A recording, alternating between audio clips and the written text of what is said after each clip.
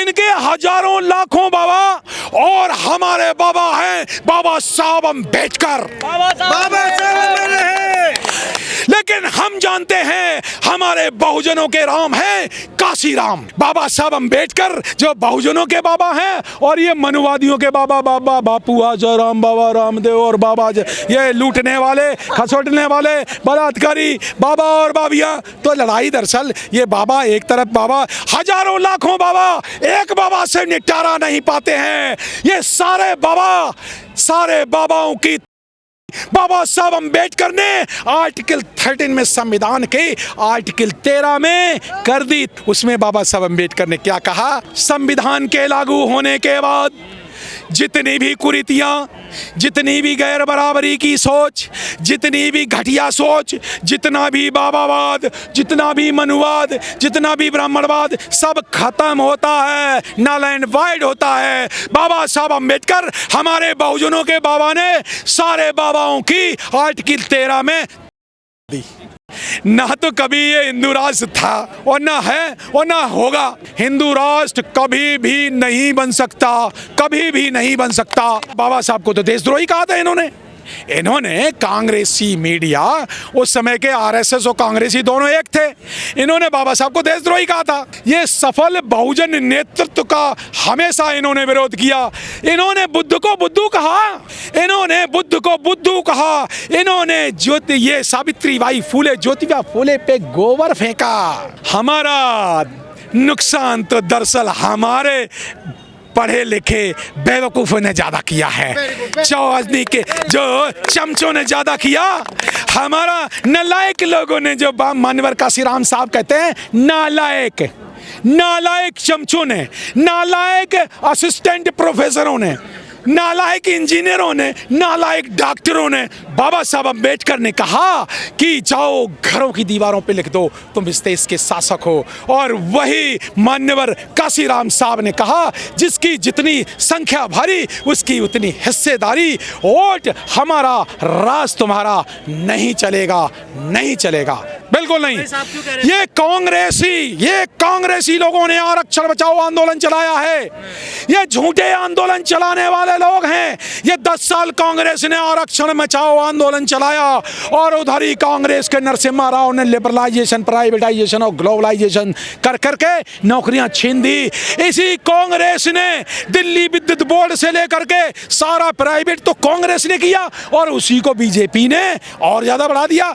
भारत के 140 करोड़ लोगों को बाबा साहब के परिनिर्वाण दिवस पर यहाँ से श्रद्धा सुमन समर्पित करते हुए मैं संदेश ये प्रेरणा स्थल से देना चाहूँगा कि जो बाबा साहब ने वोट का अधिकार दिया था, बिना लड़ाई लड़े आपको अधिकार मिल गया, उस अधिकार का उपयोग करना तो सीख लो। जो उस अधिकार दे दिए हैं वो अधिकारों का उपयोग करना तो सीख लो। भाई नया मकान बना नहीं सकते, उस मकान में की सुरक्षा करना तो सीख लो, सफाई पुताई तो कर लो। पूरी दुनिया में बाबा साहब का सम्मान होता है, लेकिन भारत में अपमान हो रहा है। नहीं, भारत में सभी लोग सम्मान करते हैं। वो एक आध % देशद्रोही लोग तो वो कुछ भी कभी भी करते थे। वो देखो मानसिकता से विकृत लोग तो कुछ भी कर सकते हैं, उन पे वो हमारी चर्चा के विषय होना भी नहीं चाहिए। अस्तित्व मिटाने की बात हो रही है बाबा साहब, क्या बात करते हो? ऐसा कभी हो सकता है कि बाबा साहब का भारत से अस्तित्व मिट जाए? ऐसी सोच रखने वालों को का अस्तित्व मिटने वाला है इस देश से। जो लोग बाबा, ये दरअसल विचारों की तो लड़ाई है, और विचारों की लड़ाई में अंबेडकर वाद की विजय निश्चित है। कहाँ विजय? ग्वालियर में तो हार गया। ये बाबा साहब की विचारधारा विचारों से चलती है, शब्दों से चलती है, और विचार मनुष्यों के आपस में शब्दों से चलते हैं। दोस्तों, शब्दों के अर्थ होते हैं। जब कोई व्यक्ति शब्द कहता है और सुनने वाले व्यक्ति सुनते हैं, तो सुनने वाले व्यक्तियों के मन में कुछ भाव पैदा होते हैं, भाव से भावनाएं पैदा होती हैं, भावनाओं से विचार पैदा होता है, विचार से विचार धारा पैदा होती है, और विचारधारा से समाज और देश का निर्माण होता है। और ये बहुजन विचारधारा है ना, ये तथागत बुद्ध की विचारधारा, फूले की विचारधारा, रैदास की विचारधारा, कबीर की विचारधारा, नानक की विचारधारा, साहू जी महाराज, फूले बाबा साहब अम्बेडकर और मान्यवर काशीराम साहब की विचारधारा ये तो बढ़ते ही जाएगी, ये हड़प्पा से लेके आज तक। की विचारधारा आप पे भारी हो गई है। 3% माइक्रो माइनॉरिटी के लोग मनी, मीडिया और माफिया का दुरुपयोग करके और हमारे लोगों की, बहुजनों की भीड़ को मिसगाइड करके और देश के 80 करोड़ से ज़्यादा नौजवानों को 10 से 15 हज़ार का नौकर बना करके चपरासी और ड्राइवर, कैब ड्राइवर और सिक्योरिटी गार्ड बना करके उनका फ्यूचर बर्बाद करके और 5 किलो अनाज दे करके कोरोना पीरियड में ये सत्ता मजबूत कर ली। हाथ से कंजा तो कस लिया, ये बात तो सही है। तो राष्ट्र की तरफ भी बढ़ रहा ना भारत। अरे क्या बात कर रहे हैं, ना तो कभी ये हिंदू राष्ट्र था और ना है और ना होगा। इसलिए नहीं होगा कि क्या आप चाहोगे को ये हिंदू राष्ट्र वाले लोग, फिर सिखों का राष्ट्र कहाँ होगा? खालिस्तान, वो भी इसी भारत में होगा। फिर क्या जो 20 करोड़ से ज़्यादा मुसलमान हैं, तो क्या भारत में एक और मुस्लिम राष्ट्र बनाएंगे? क्या बौद्धों का राष्ट्र क्या होगा? क्रिश्चियंस का क्या होगा? ये भारत में कभी भी हिंदू राष्ट्र कभी भी नहीं बन सकता, कभी भी नहीं बन सकता। और ये सोच है, ये दरअसल सोच माइक्रो माइनॉरिटी के लोग हैं, ये अपना काम करते रहें, कोई बात नहीं। जब तक ये मिसगाइड हैं तब तक काम करते रहेंगे अपना। सपना देख रहे हैं? ये बिल्कुल सपने के अलावा और कुछ नहीं है। नहीं, अगर सपना नहीं है तो ये बताओ, ये फिर बाबा साहब का संविधान है, बाबा साहब को ये इस तरह से क्यों झुक करके ये वो करने जा रहे हैं? सवाल संविधान बीएन राम ने लिखा था, बाबा साहब ने नहीं। कहने को तो कोई कुछ, एक मिनट, कहने को तो इन मनुवादियों ने, जब बाबा साहब अंग्रेजों से जीत के आए, जब अंग्रेजों से लड़ाई जीती और ये मनुवादी कांग्रेसी हार गए, तो बाबा साहब को तो देशद्रोही कहा था इन्होंने कांग्रेसी मीडिया, उस समय के आरएसएस और कांग्रेसी दोनों एक थे, इन्होंने बाबा साहब को देशद्रोही कहा था, बाद में फिर देशभक्त कहा था। तो सवाल वो नहीं है। ये सफल बहुजन नेतृत्व का हमेशा इन्होंने विरोध किया। इन्होंने बुद्ध को बुद्धू कहा, इन्होंने बुद्ध को बुद्धू कहा, इन्होंने ये सावित्रीबाई फूले, ज्योतिबा फूले पे गोबर फेंका। सावित्रीबाई फूले पहली शिक्षिका पे गोबर खींचा। हमारा नुकसान तो दरअसल हमारे पढ़े लिखे बेवकूफ़ों ने ज़्यादा किया है, चौधरी के जो चमचों ने ज़्यादा किया। हमारा नालायक लोगों ने, जो मान्यवर काशीराम साहब कहते हैं नालायक चमचों ने, नालायक असिस्टेंट प्रोफेसरों ने, नालायक इंजीनियरों ने, नालायक डॉक्टरों ने, नालायक बामसेव के और नालायक धार्मिक धंधे चलाने वालों ने। इंजीनियर, चीफ इंजीनियर, जी इंजीनियर नहीं, chief engineer, senior vice president Anil Kumar 84 batch का क्लास 1 ऑफिसर। इंजीनियर तो हाँ 84 बैच का, जिस समय बहुजन समाज पार्टी, जी मैं 1984 का क्लास 1 ऑफिसर हूँ, जिस साल में बहुजन समाज पार्टी बनी थी और भारत सरकार के हाईएस्ट स्केल से रिटायर हुआ हूँ। वो इंजीनियर वाला, वो जूनियर इंजीनियर वाला नहीं, असिस्टेंट इंजीनियर वाला, एग्जीक्यूटिव इंजीनियर वाला नहीं, सुपरिटेंडेंट इंजीनियर, चीफ इंजीनियर बोल रहा है, जिसके पास 4 डिग्रियां हैं। ये बहुत बढ़िया दिशा में मूवमेंट जा रहा है और 2027 में हमारी सरकार बनने वाली है। ये दिशा देखिए, बुद्ध की दिशा हमेशा एक रही है, नानक फूले, तो विचारधारा तो वही है ना। वो विचारधारा जो है वो दिशा बिल्कुल सही है, दिशा सही नीति और नीतियां बिल्कुल सही हैं। बस जो बहुजन लोग हैं, जो भटके हुए लोग हैं, सिर्फ इन्हें 2 बात का ज्ञान हो जाए। एक तो इन्हें वोट डालने की अकल आ जाए, और इन्हें सच्चे दुश्मनों का पता चल जाए। बस 2 चीज़ों की ज़रूरत है मान्यवर। इन्हें ना तो वोट डालने की अकल है और ना इन्हें अपने अधिकारों की पता है और विचारधारा की पता ही नहीं।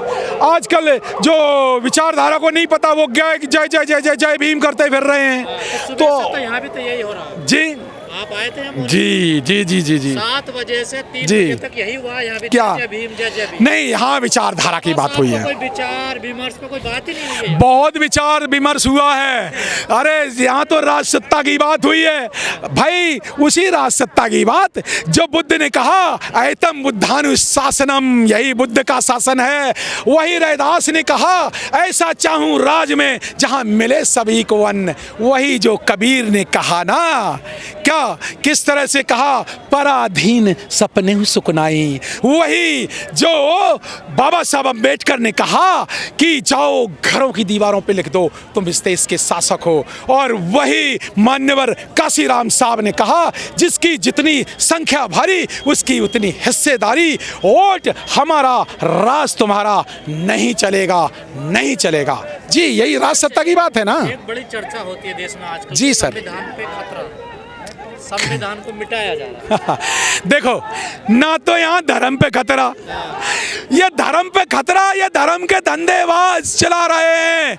धर्म पे खतरा, हिंदू धर्म पे खतरा, ये बीजेपी वालों को खतरा है। और संविधान पे खतरा कांग्रेस वालों को है। आरक्षण पे खतरा कांग्रेस वालों को है। भ्रष्टाचार पे खतरा ये बीजेपी वालों को है। आपको नहीं लगता आरक्षण पे खतरा? कहा ना, कहीं नहीं है। क्रीमी लेयर की बात हो रही है, फिर आपका क्या हाँ, का क्या होगा? कुछ नहीं होगा। बच्चों का क्या होगा? अरे देखिए, जब हमारी सत्ता होगी तो सूद समेत वापस ले लेंगे। बहन जी ने ना 1 लाख, बहन जी की देखिए हमारी सत्ता थी तो वाल्मीकि 1,08,000 वाल्मीकि एक झटके में कर दिए थे। पिछले भी और अगले भी, बैकलॉग भी और सारे लॉग। तो जब हमारी सरकार बनेगी 2027 में ना, तो पिछला 10 साल का सारा भर लेंगे। कोई खतरा नहीं है? बिल्कुल नहीं, बिल्कुल नहीं। ये कांग्रेसी लोगों ने आरक्षण बचाओ आंदोलन चलाया है। ये झूठे आंदोलन चलाने वाले लोग हैं। ये 10 साल कांग्रेस ने आरक्षण बचाओ आंदोलन चलाया और उधर ही कांग्रेस के नरसिम्हा राव ने लिबरलाइजेशन, प्राइवेटाइजेशन और ग्लोबलाइजेशन कर करके नौकरियां छीन दी। इसी कांग्रेस ने दिल्ली विद्युत बोर्ड से लेकर के सारा प्राइवेट तो कांग्रेस ने किया और उसी को बीजेपी ने और ज्यादा बढ़ा दिया। तो कांग्रेस और बीजेपी ये दोनों के दोनों मनोवादी पार्टियां हैं। यही दरअसल आरएसएस है। ये कांग्रेस बीजेपी नहीं है, ये आरएसएस है, ये आरएसएस है। और तो असली लड़ाई जो है इस देश में बहुजन की, बहुजन वर्सेस इधर है, एक जगह हरिजन है, एक जगह गांधी के हरिजन या दलित हैं और दूसरी जगह बीजेपी के वंचित हैं। तो बहुजन की लड़ाई सबसे है। बहुजन समाज पार्टी की लड़ाई भारत के 645 पार्टियों से है।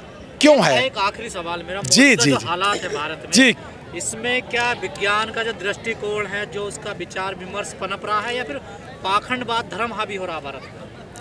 सच बात तो ये है, बहुत गंभीर प्रश्न है और इसका गंभीर उत्तर देना चाहूँगा। आज चाहे तो आर्टिकल 51 में भी, संविधान में भी ये इस तरह के वैज्ञानिक चेतना की बात कही गई है। बाबा साहब अम्बेडकर ने वैज्ञानिक चेतना की बात की थी और हमारे गुरुओं ने भी ज्ञान की बात की थी। चाहे बुद्ध का ज्ञान हो, नानक फूले से लेकर सब लोग ज्ञान की बात कहते हैं। तो दुखों का कारण खोजने ज्ञान की बात करते हैं और वैज्ञानिक चेतना विज्ञान की बात करते हैं। वो हमारे महानायक करते हैं। लेकिन इनका बाबावाद और हमारा या ब्राह्मणवाद या मनुवाद और हमारा बाबावाद, जी दो तरह के बाबाओं की लड़ाई। चलो आपने बाबा का प्रश्न पूछा, मैं बाबा के प्रश्न बाबा का ही उत्तर देता हूं। इनके हजारों लाखों बाबा और हमारे बाबा हैं बाबा साहब अम्बेडकर। लेकिन हम जानते हैं हमारे बहुजनों के राम हैं काशीराम। तो हमारे ये दरअसल 2 लड़ाइयां हैं। ये बाबा साहब अम्बेडकर जो बहुजनों के बाबा हैं और ये मनुवादियों के बाबा बापू आजाराम, बाबा रामदेव और बाबा ये लूटने वाले, खसोटने वाले, बलात्कारी बाबा और बाबियाँ। तो लड़ाई दरअसल ये बाबा एक तरफ, बाबा हजारों लाखों बाबा एक बाबा से निपटारा नहीं पाते हैं। ये सारे बाबाओं की बाबा साहब अम्बेडकर ने आर्टिकल 13 में, संविधान के आर्टिकल 13 में, उसमें बाबा साहब अम्बेडकर ने क्या कहा? आज के दिन संविधान के लागू होने के बाद जितनी भी कुरीतियां जितनी भी गैर बराबरी की सोच, जितनी भी घटिया सोच, जितना भी बाबावाद, जितना भी मनुवाद, जितना भी ब्राह्मणवाद, सब खत्म होता है, नल एंड वाइड होता है। बाबा साहब अम्बेडकर हमारे बहुजनों के बाबा ने सारे बाबाओं की आर्टिकल 13 में कर दी।